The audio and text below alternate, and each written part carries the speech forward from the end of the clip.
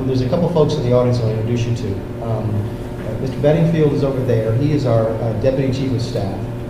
Mr. Sly, and there's Leslie in the back as well.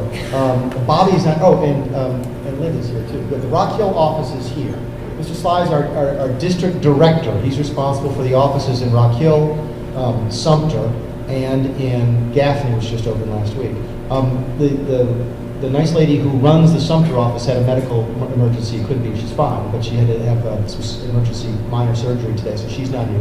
Her name is Bob. What's Bob's last name? Williams. And we are here full-time now? No.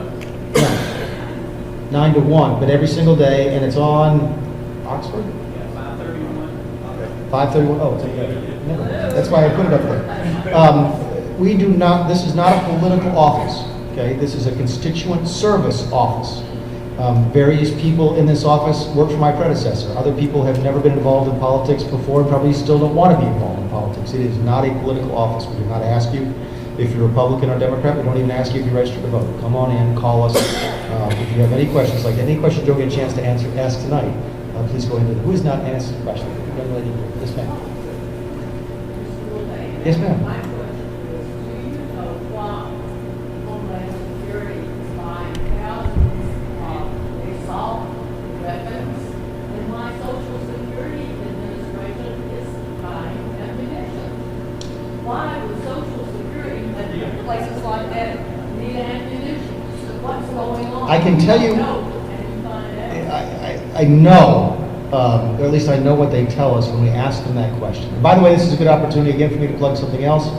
At the website, mulvaney.house.gov, I encourage you to go, sign up for our newsletter, sign up for our telephone town hall meetings, but you can also go to our fact versus fiction page. And if you see these viral emails about how I don't pay into Social Security or there's a sales tax on your house, you can go and see if they're true or not. Some of them are true, many of them are false, and some of them are sort of down the middle. We did investigate this one. Here's what I was told, was that it was not an actual purchase. It was a request for proposal, we call an RFP, and that it was a purchase over a certain number of years, which counted in their minds, whoever gave us the answer was the various administrations, various agencies, for the relatively large size of the purchase. It wasn't just 1 year's worth of ammunition, it was 5 or 10, under the argument that if they buy it by the bajillion, they get a better price on it. The answer to, and then I'll get to what I think in a second, the answer to why does the Social Security Administration need bullets, they actually use them, believe it or not. They're actually armed Social Security folks, and they do it, and they use them mostly for training. But there are members of various agencies that you never would have heard of have armed folks. I don't know why Social Security's got them, but I would guess at some point they have to go knock on somebody's door, and they don't want to take local law enforcement, so they carry a sidearm. I'm not entirely satisfied with that explanation. And in fact, what we heard was right after the election, they actually upped the number of doing it. So we continue to take a look at it. If we find anything sinister, I can assure you we'll do something about it. But we are looking at that. Yes, sir. Thank you for your time and taking my questions, sir. You are welcome for both. Thank you for having me. Well, I'm a student here for Sumter, and I have released very majority articles about how if the president and his supporters get their way, there might not be a Republican. Are you aware of the campaign known as Battlefield Texas? Well, for those of you who haven't read the article, I read that essentially Democrats are going to strong conservative states, in this case Texas, to try to reach out to more voters and convince them to vote Democrat. Does the Republican leadership of our party have some sort of plan to counter these efforts to reach out to voters who are rely on cell phones? Yeah, we don't have. I think that Operation Texas might have been part of the conversion of Obama for America to America for Opportunity or something like that. Obama converted his political arm into an advocacy arm. And I think they may be involved in Texas. In fact, I'd be surprised if they don't. The short answer to your question is no, we do not have an exact analog to the Texas project. We will continue, however, to deal with outreach to minority communities in numerous different ways. We've got a program working in Florida right now. We have a large Cuban contingency within the Republican Party in Florida. We have a smaller Hispanic contingency. Actually, one of the leading Republican Hispanics got beat in Texas in large part because of redistricting, Kiko Canseco.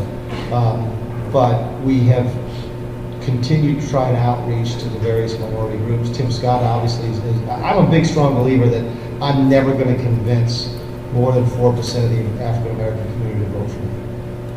That me going in, I've done this at an NAACP hearing in Rock Hill, and they were very gracious. We had a great time. I stayed for 2.5, 3 hours answering questions, but I don't think I convinced a single person to vote for me. I think that has to happen from within the community.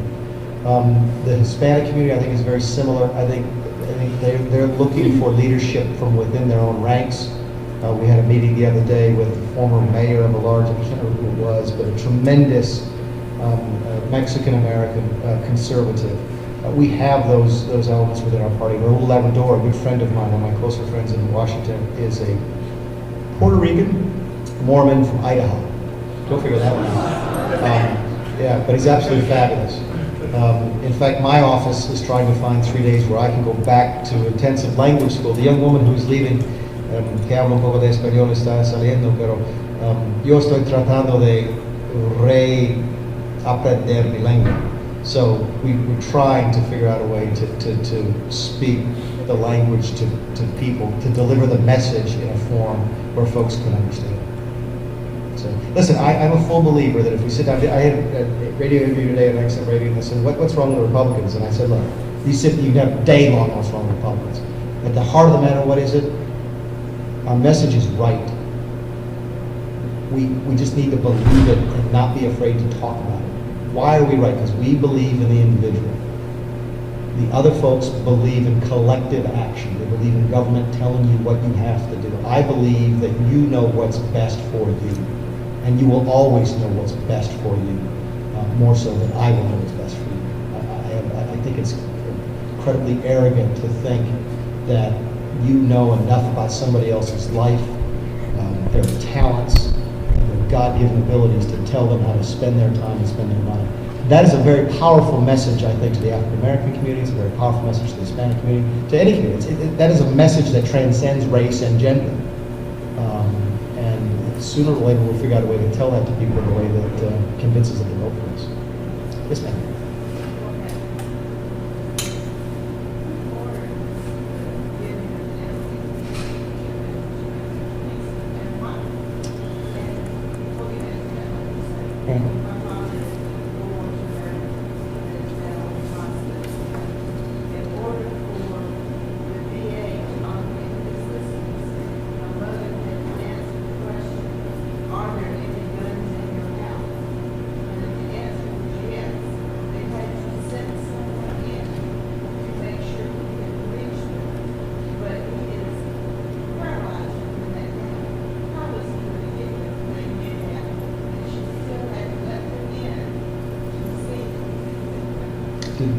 But they didn't take them away.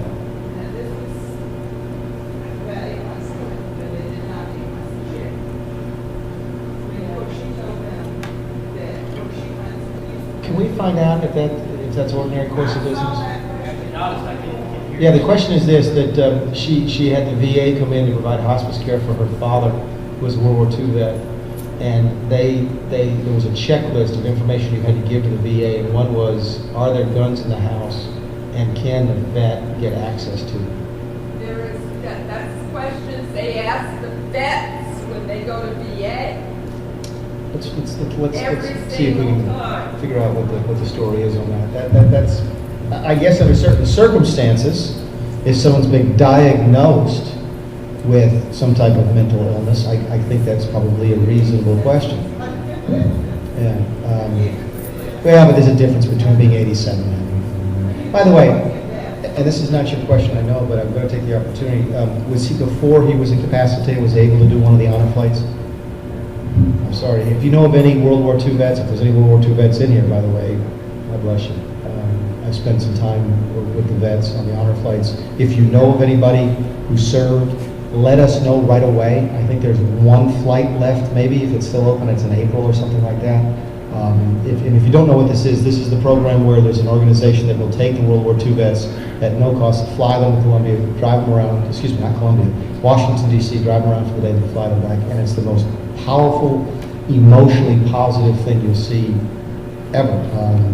Eric and I did it. Eric's a lot tougher than I am. He's a former Marine. And we cried like a baby when we came home that night to see the outpouring of affection for these, mostly men, although my wife went with one of the first female Marines. So it's men and women. So if you get a chance to do that, do let us know. I've only got a few hands up. I think everybody who's asked a question once. Oh, Egypt on the F-16s. I don't know. I honestly don't know who did that. In fact, it's the first I've heard about giving them F-16s. I know that we gave them. Yeah, I've not heard about the F-16s.